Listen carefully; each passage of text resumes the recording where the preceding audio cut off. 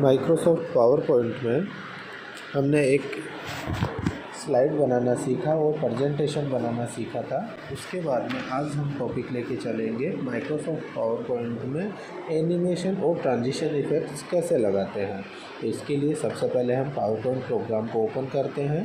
तो विंडो के साथ R बटन प्रेस किया और POWERPNT आपको टाइप करके एंटर प्रेस करना है। ऐसे में आपने Microsoft PowerPoint program open कर लिया है। अभी कल की हमारी जो सीट थी जिसे मैं ओपन कर लेता हूँ, तो मैंने करंट फाइल को बंद करके एक नई पुरानी फाइल को ओपन कर लिया है। अपना था कोई CA था अपना presentation, self educate learning private limited, तो इसे मैंने ओपन कर लिया है। तो आपकी लास्ट टाइम जो स्लाइड हमने बनाई थी और प्रेजेंटेशन बनाई थी वो आपके सामने ओपन होके आ गई है। अभी आज हम जो टॉपिक देख के चल रहे हैं, टॉपिक का नाम है ट्रांजिशन इफ़ेक्ट्स और एनिमेशंस हम स्लाइड्स के अंदर कैसे लगाएंगे। तो सबसे पहले सीखते हैं हम कि ट्रांजिशंस कैसे लगाए जाते हैं और इनकी ज़रूरत क्यों पड़ती है पावर पॉइंट में। आपने एक प्रेजेंटेशन तैयार की और आपको इसे प्रेजेंट करना है या रिप्रेजेंट करना है किसी के सामने, तो उसमें आप आवश्यकता अनुसार इफेक्ट्स और प्रभाव अगर आप लगाना चाहते हो तो उसके लिए आप ट्रांजिशंस और एनिमेशंस को काम में लेके चलते हो। यहाँ दोनों में अंतर क्या है या डिफरेंस क्या है उसके बारे में हम बात करते हैं। ट्रांजिशंस जो लगाए जाते हैं वो स्लाइड पे या पेज पे लगाए जाते हैं और एनिमेशंस जो लगाए जाते हैं वो स्लाइड में आपने जो टेक्स्ट या ऑब्जेक्ट्स डाल रखे हैं उन ऑब्जेक्ट्स के ऊपर लगाया जाता है। दोबारा ध्यान देना, ट्रांजिशंस जो लगाए जाते हैं वो आपने जो स्लाइड बना रखी है या आपने जो पेज बना रखा है उस पेज के ऊपर अगर आपको इफ़ेक्ट लगाना चाहते हो तो उसके लिए आप काम में लेते हो ट्रांजिशंस को। और अगर आपने जो स्लाइड है उस स्लाइड के अंदर आपने कोई टेक्स्ट डाल रखा है, कोई ग्राफिक्स डाल रखा है या कोई ऑब्जेक्ट आपने डाल रखा है, तो उस पर अगर आपको कोई एनिमेशन लगाना है तो उसके लिए आप एनिमेशन टैब को काम में लेके चलोगे। तो अब सबसे पहले हम ट्रांजिशंस लगाना सीखते हैं। अभी मैं जैसे फर्स्ट स्लाइड पे आ जाता हूँ और ट्रांजिशंस पे मैंने क्लिक किया। यहाँ आपके सामने काफ़ी सारे ट्रांजिशंस आ रहे हैं। जिस टाइप से ट्रांजिशन आपको लगाना है मैंने बताया था कि ये किस पे लगाया जाएगा, आपके स्लाइड के ऊपर लगाया जाएगा, ना कि टेक्स्ट के ऊपर या ऑब्जेक्ट के ऊपर। ये लगाया जाता है आपके स्लाइड के ऊपर। तो आपको जैसा ट्रांजिशन इफ़ेक्ट लगाना है वो ट्रांजिशन इफ़ेक्ट्स हम यहाँ से सेलेक्ट कर लेंगे, XYZ जैसा आपको पसंद आए। नेक्स्ट इसके बाद में आ रहा है इफ़ेक्ट्स ऑप्शन। इफ़ेक्ट्स ऑप्शन के अंदर हम क्या करते हैं, जो हमने इफ़ेक्ट लगाया है उसका ऑप्शन का एरिया चेंज कर सकते हैं। अभी जैसे इफ़ेक्ट लग रहा है आपका फ्रॉम लेफ़्ट साइड से लग रहा है, आप टॉप से सेट कर सकते हो, आप राइट से सेट कर सकते हो, आप बॉटम से सेट कर सकते हो। तो वो आप इफ़ेक्ट ऑप्शन में सेट करोगे।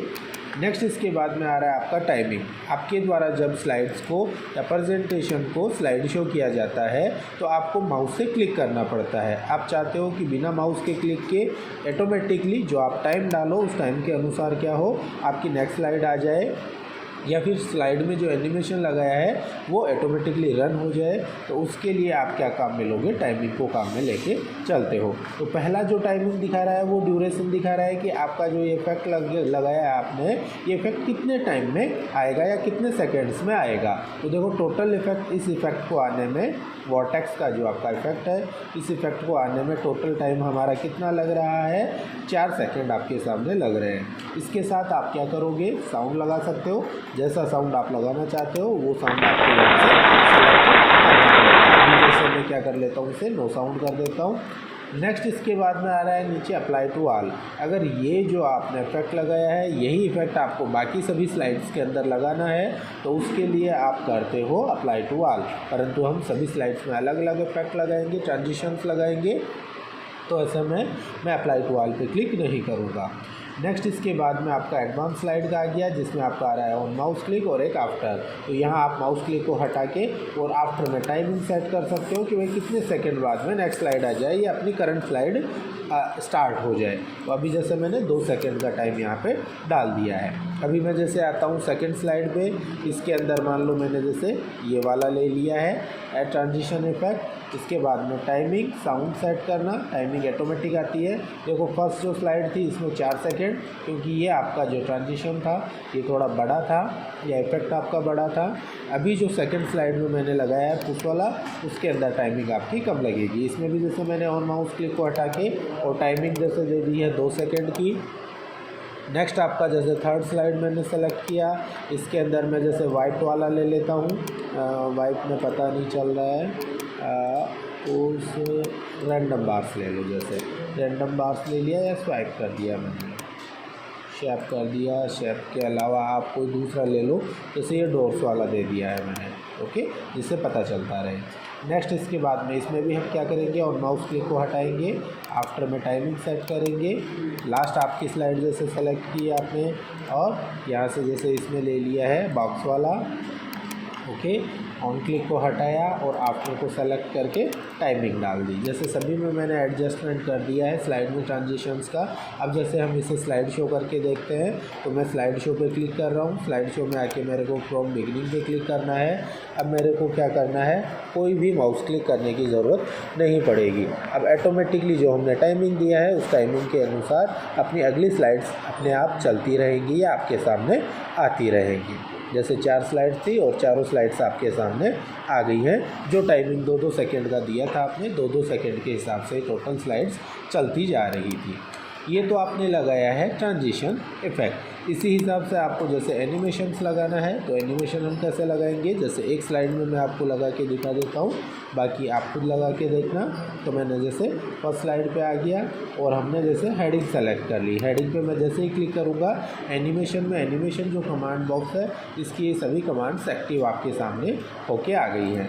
जो एनिमेशन आपको लगाना है वो आपको यहाँ से सेलेक्ट करना है। जैसे ये एनिमेशन मैंने ले लिया, इफेक्ट ऑप्शन में वही है, लेफ़्ट राइट सेंटर डाउन किस साइड से आप लेना चाह रहे हो। अभी जैसे अपर साइड आ रहा है, ये डाउन साइड आ जाएगा, तो इस हिसाब से ये आप ले सकते हो। तो अभी जैसे मैंने ये ले लिया है, कौन सा, फ्लाउटिन का ही जैसे मैं ले लेता हूँ।